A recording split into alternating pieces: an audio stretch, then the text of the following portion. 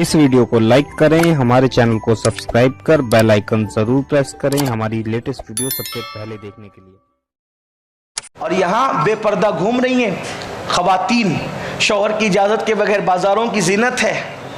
पर्दा करने की बात है तो मौलवी को समझाने लगती है, मौलाना पर्दे तो वो करते हैं जिनकी आंखों में हया नहीं होती, जिसकी आंख में पर्दा उसको पर्दा करने की क्या ज़रूरत है। ये तुम्हारा जुमला कहाँ कहाँ चोट लगाता है तुम्हें पता है।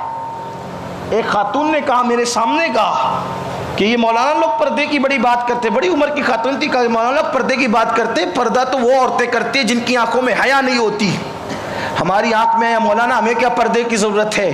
कहा अच्छा, तेरे जुमले की, तेरी जहालत की गंदगी का गुबार कहाँ तक पहुँच रहा है तुझे पता है। तूने कहा कि जिनकी आंख में हया नहीं होती वो पर्दा करती है, और पर्दा करने का मकाम और पर्दा करने की गैरत और पर्दा करने के जज्बात जो तैयबा, ताहिरा, आबिदा, जाहिदा, राकिया, साजिदा, आलिमा, गैर मुअल्लिमा, उम्मे अबीहा, जाने अहमद की राहत सैयदा फातिमतुज़ ज़हरा के जो जज्बात थे पर्दा करने के लिए, है किसी औरत में। तेरा जुमला कितना गंदा है।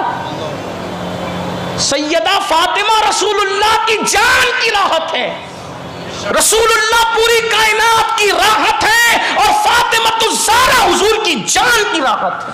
कोई अंदाजा कर सकता है उस खातून की अजमत का। मेरे इमाम कहते जान अहमद की राहत पे लाखों सलाम। इमाम अहमद रजा ने सैयदा फातिमतुज़ ज़हरा का इतना एहतराम किया कि अशआर में भी और तहरीरों में भी हत्तल इम्कान कोशिश की कि उनका असल नाम न लें। मैं अपने अहले इल्म से तवज्जो चाहता हूँ, एहतराम का मकाम देखे क्या है कि सैयदा पाक का असल नाम जो फातिमा है, इमाम उसको भी लेने से एहतियात करते हैं क्योंकि बेटी किसकी है, शहजादी किसकी है। आप देखें शेर पढ़े, सैयदा ताहिरा आबिदा जाहिदा जाने अहमद की राहत पे लाख। नाम आया नहीं आया। मौला गुलबुन रहमत ज़हरा नाम आया, देख रहे हैं, नाम आया रहमत ज़हरा। सिप्तैन उसकी कलियां फूल, सिद्दीक व फारूक व उस्मा हैदर हर एक उसकी शान। फिर उनकी मनक़बत पड़ी नूर बिनते नूर, ज़ौजे नूर, उम्मे नूर, नूर नूर मुतलक की कनीज़ अल्लाह रे लम्हा नूर का नाम आया। आप देखें, जानी के इतना बड़ा मुजद्दिद, 108 उलूम व फ़नून का माहिर, जो पानी पे कलम उठाए तो पानी को पानी पानी करे, जो मिट्टी पे कलम उठाए तो मिट्टी को मिट्टी में मिला के रख दे, जो खाक की किस्में गिराने पर आए तो खाक की खाक उड़ा करके रख दे, जो आशिकों के सामने गुफ्तगू करे तो इसको मोहब्बत का इमाम कहलाए, जो तसव्वुफ पर बात करे तो शेखुल मशाइख कहलाए, जो इल्म हदीस की बात करे तो अपने ज़माने का अमीरुल मोमिनीन फिल हदीस कहलाए, जो फ़िक़ह पे बात करे तो डॉक्टर इकबाल जैसा कहने लगे कि अगर वो इमाम आज़म के दौर में होते तो इमाम आज़म की अव्वल सफ़ के शागिर्दों में जगह पा लेते। ऐसा फ़क़ी, ऐसा मुहद्दिस, ऐसा मुफ्ती, ऐसा सूफ़ी जिसका नाम लेने से भी डरता हो, अलक़ाबात ही की दुनिया में बातें करता हो। आखिर मुझे बताए ना उस शहजादी कौन मका का मर्तबा क्या होगा। ये ऐसा ही शहजादी, और उनको पर्दे का इतना शौक। एक मर्तबा एक नाबीना सहाबी को देख करके किसी जगह पर आप किसी सुतून के पीछे या किसी आड़ के पीछे छुप गई तो हुजूर ने बतौर इम्तिहान कहा तुम किससे छुप रही हो, तुम्हारे बाबा है। तो इशारे से कहा इनसे, कहा ये तो नाबीना है। तो अर्ज़ की हुजूर ये नाबीना है, मैं थोड़ी नाबीना हूँ, ये उनके पर्दे की शान है। बहरहाल बात दूर निकलती है, आप थक ना जाएं तो मैं बात अपनी ख़त्म करने लगता हूँ कि औरतों का हाल ये हो गया कि पर्दा नहीं कर रही हैं, और मर्दों का हाल ये हो गया कि उन्होंने आँखों को आवारा कर दिया। तो शेख उंदुलुसी की बात चल रही थी, वो हज को चले और उनकी इमारत और क़यादत में सब लोग चले। 500 मुहद्दिसीन उलमा, जिनमें सैयदुत ताइफा जुनैद बगदादी भी हैं, हमारे मुर्शिद सरकार शेख अबू बकर शिबली भी हैं, ये सब जा रहे हैं। और ये वाक़या बयान करने वाले हज़रत अबू बकर शिबली, और भी लोगों ने बयान किया। अब शेख ने कहा, शेख उंदुलुसी ने, कि धूप बहुत है, एक जगह रुक जाते हैं। रुक गए, जब रुक गए एक गिरजा था, गिरजा के साए में लोगों को कहा कि थोड़ा आराम कर लो। लोग आराम के लिए लेट गए। ये अमीर काफिला थे, वो नेक आदमी थे, बड़े परहेजगार आदमी, फिर कहता हूँ बड़े आलिम थे, 30,000 हदीस सही के हाफिज, कुरान की सारी क़िरातों से कुरान को पढ़ना जानते थे। इन्होंने शायद सब सो रहे हैं और पानी नहीं है पीने को और वज़ू करने को भी नहीं है, चलो ज़रा पानी ढूंढते हैं। मैं अमीर हूँ, अमीर काफ़िला हूँ, मेरे काम है सबकी खिदमत करना। ये और बात है कि आजकल अगर हम बड़े होते हैं तो हम सबको खिदमत पे लगा देते हैं, हम ही ने कुर्सी पर बैठना है। उस दौर में ऐसा नहीं था। तो उस दौर में ये था कि जो बड़ा होता था वो बड़ी कौम की खिदमत करता, कौम का खादिम ही कौम का सरदार होता था। ढूंढने के लिए जब पानी के लिए निकले कि ये लोग उठे इससे पहले मैं पानी ढूंढ लूँ, तो गिरजा के इधर उधर पानी तलाश करने के लिए गए तो इनको एक तालाब नज़र आया। तालाब नज़र आया तो इन्होंने तालाब में मशकीज़े को डुबाने की कोशिश की। तो जैसे ही इन्होंने तालाब में पानी था, मशकीज़ा डालना चाहा तो इनको पानी में एक सूरत नज़र आई, पानी में एक शक्ल नज़र आई। अब पानी में जब शक्ल नज़र आई तो भाई तकाज़ा क्या था, पानी भरते काम करते अपना। लेकिन उस दिन उनका हाल ये हुआ कि उन्होंने पानी में सूरत देखी और उसी सूरत को हकीकत में देखने के लिए उन्होंने गर्दन घुमाई। जब गर्दन घुमाई ना उन्होंने, तो गिरजा की टेरिस पर एक खूबसूरत लड़की खड़ी हुई थी। उस लड़की को उन्होंने जानबूझ के देखा। शैतान कहता है मेरा सबसे बड़ा तीर अगर कोई है वो आँख है। आँख इंसान का जितने आज़ा है ना एक महदूद काम करते हैं। जैसे मेरा हाथ यहीं तक जाएगा, पैर यहीं तक जाएगा, बस, और भी आज़ा महदूद है। आँख वहाँ तक जाती है जहाँ तक आप गुमान नहीं कर सकते। आप नज़र उठाइए आसमान तक जाए, आसमान तक कितना फासला है, लेकिन पहुँची सेकंड में पहुँची। ये आँख की खासियत है। और शैतान कहता है मेरा सबसे बड़ा तीर यही है और ये कभी खता नहीं जाता। मैं लोगों को बर्बाद आँखों से ही करता हूँ। अल्लाह हमारी आँखों की हिफाजत करे, आँखों की हिफाजत करे। उन्होंने क्या किया, इतने बड़े मुहद्दिस थे। अच्छा ये भी होता है कि जब अल्लाह दीन लेना चाहता है ना तो अकलें भी काम नहीं करती। जब किसी की शामत आती है ये दिमाग काम नहीं करता, फिर आदमी कुछ भी करता है। इसीलिए अल्लाह से दुआ किया करो कि अल्लाह हमारे हाल पर रहम करे, अल्लाह में हिदायत पर कायम रखे और हमें बड़ी बातों से अल्लाह बचाए। अपने आप को नेक समझने से बचाए, गुरूर करने से बचाए, घमंड करने से बचाए। इबादत पर कभी हम घमंड ना करें बल्कि अल्लाह रब्बुल इज़्ज़त की बारगाह में आजिज़ी से रहें। उन्होंने मुड़ के देखा, ओ मुड़ के देखा, इतनी खूबसूरत थी वो।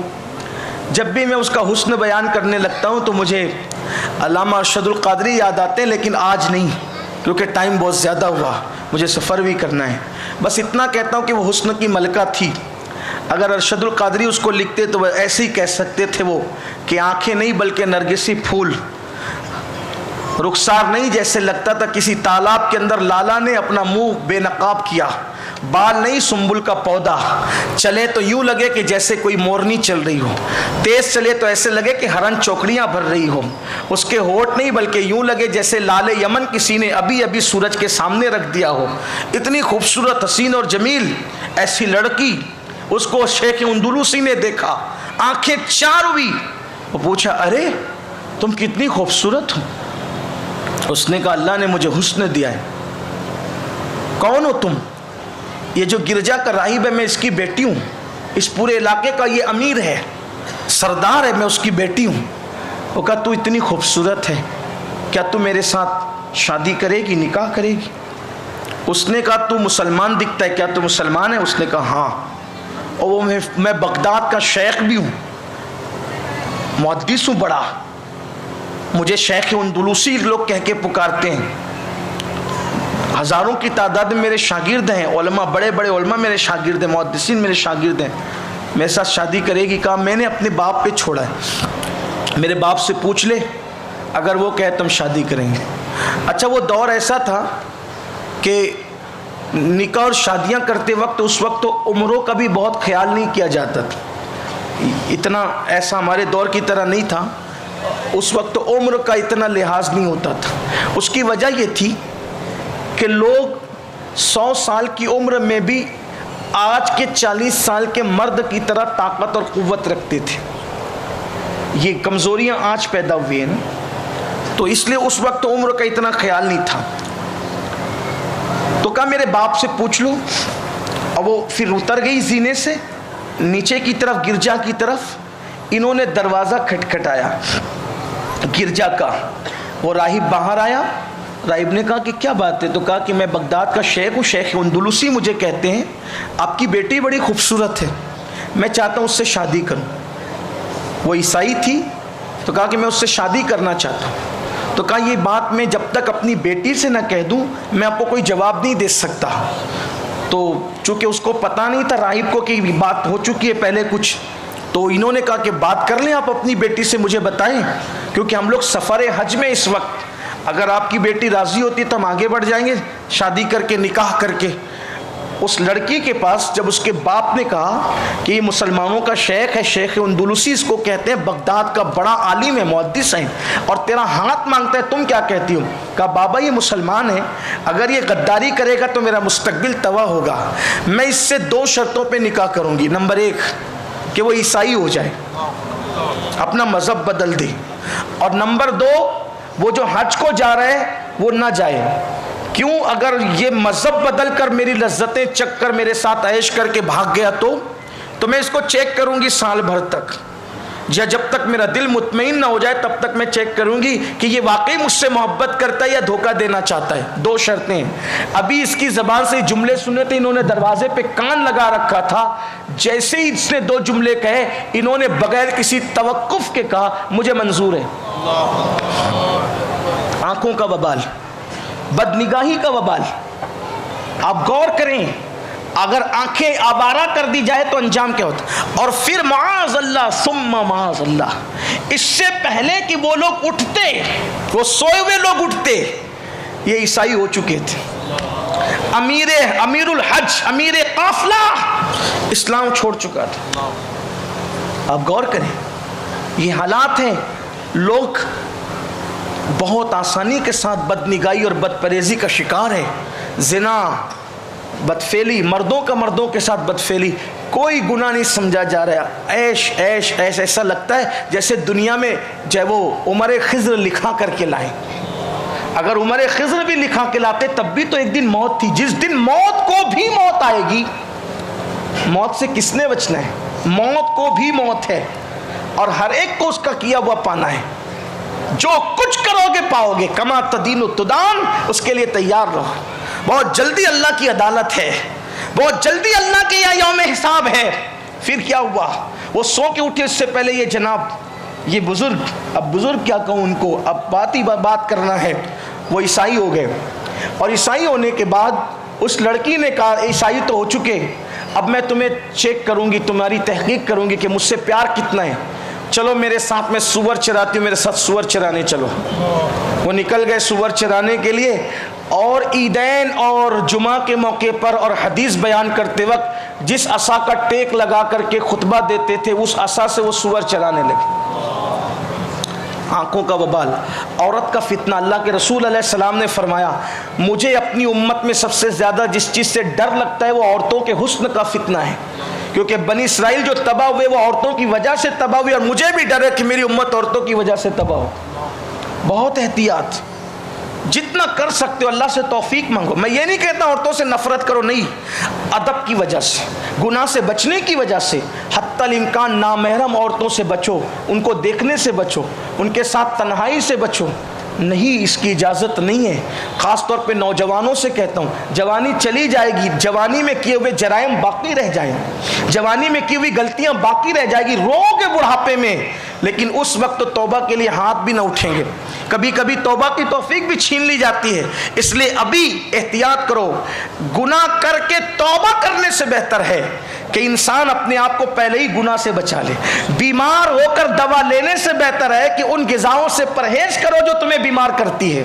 इस्लाम ये बात करता है, एहतियात की बात करता है।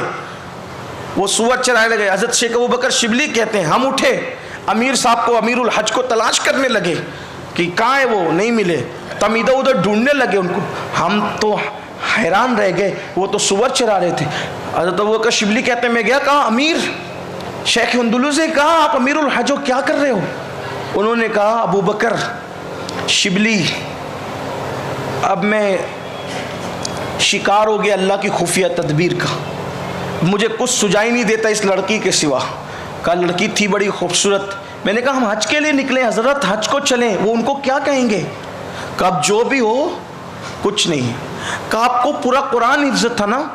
कहा मैं पूरा कुरान भूल गया सिवाय 2 आयत के, बस 2 आयत याद है मुझे बस। वो 2 आयत कौन सी थी? अल्लाह जिसे गुमराह करे उसे कोई हिदायत नहीं दे सकता, अल्लाह जिसे जलील करे उसे कोई इज्जत नहीं दे सकता। ये 2 आयतें याद रहेगी और एक हदीस याद रहेगी। कहा वो कौन सी हदीस? 30,000 में से एक ही हदीस याद रहेगी कि जो अपना दीन बदल दे उसकी सज़ा कत्ल है। अब कुछ याद नहीं है मुझे। जब ये बात बगदाद पहुंची तो बगदाद के खलीफा ने ऐलान किया, जब वो ऐसा मुहद्दिस बिगड़ गया उस औरत के चक्कर में, अब कोई हदीस नहीं पढ़ेगा, बंद करो सब। सारे मदरसे हदीस की मसनदें सब उठा कर रख दी गई। उलमा से लोगों को तनफ़ुर हो गया, जो वो नफ़रत हो गई। अब लोग अजीब अजीब बातें करते हैं। आप तो जानते हैं कि छोटा सा होता है तो लोग बड़े ही करते हैं। ये काफ़िला रोता धोता हज को पहुंचा। अब किसी का दिल ही नहीं लगता था, इतना बड़ा आदमी चला गया, अमीर काफ़िला था वही लुट गया। तो सब रोते धोते, अजीब हालत थी। शेख अबू बकर शिबली कहते हैं हमने मिना में, अरफात में, मुज़दलिफ़ा में बहुत दुआएं की उसकी हिदायत के लिए। वो तो हज को जाने से रहा। जब हज करके हम वापस लौटे, हज करके वापस लौटे तो फिर उसका वही हाल था। मैंने बहुत समझाया कुछ करो निकलो, उसने कहा कि मुझे कुछ सुझाई नहीं देता, आप जाओ। तो कहते हैं कि हम फिर रोते धोते उसका हाल देखते हुए अल्लाह की बारगाह में तौबा तिल्ला करते हुए जब हम बगदाद की तरफ आए तो हमें डर ये था कि बगदाद वालों को मुंह क्या दिखाएंगे, बगदाद वालों को जवाब क्या देंगे। बस इसी हालत में चूँकि बहुत तवील अरसा बीत चुका था, निकल करके वापस लौटने में ऐसे में वो हमारे साथ भी नहीं आता था, दुआएं थी।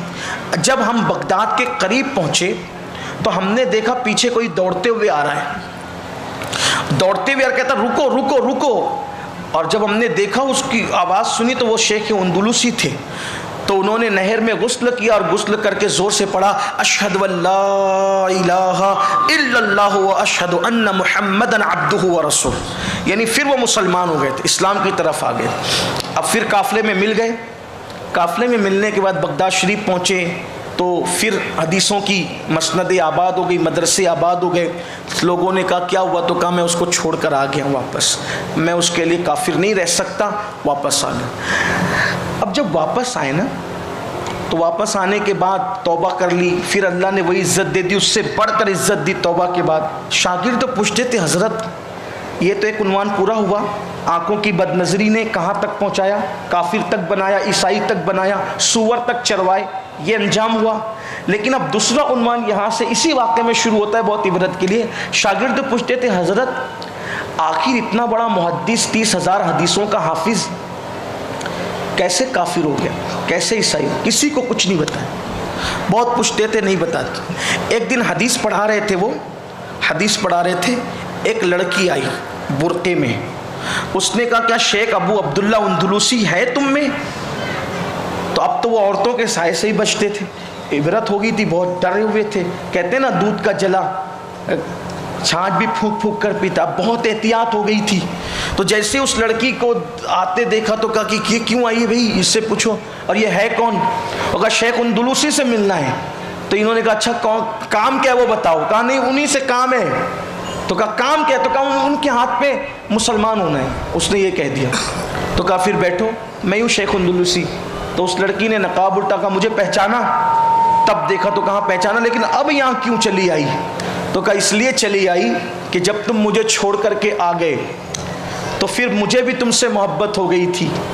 तो मैंने ख्वाब में देखा कि मेरे ख्वाब में मौला अली तशरीफ़ लाए, और अली ये मुर्तज़ा तशरीफ़ लाके कहते हैं कि कलेमा पढ़ और मुसलमान हो जा।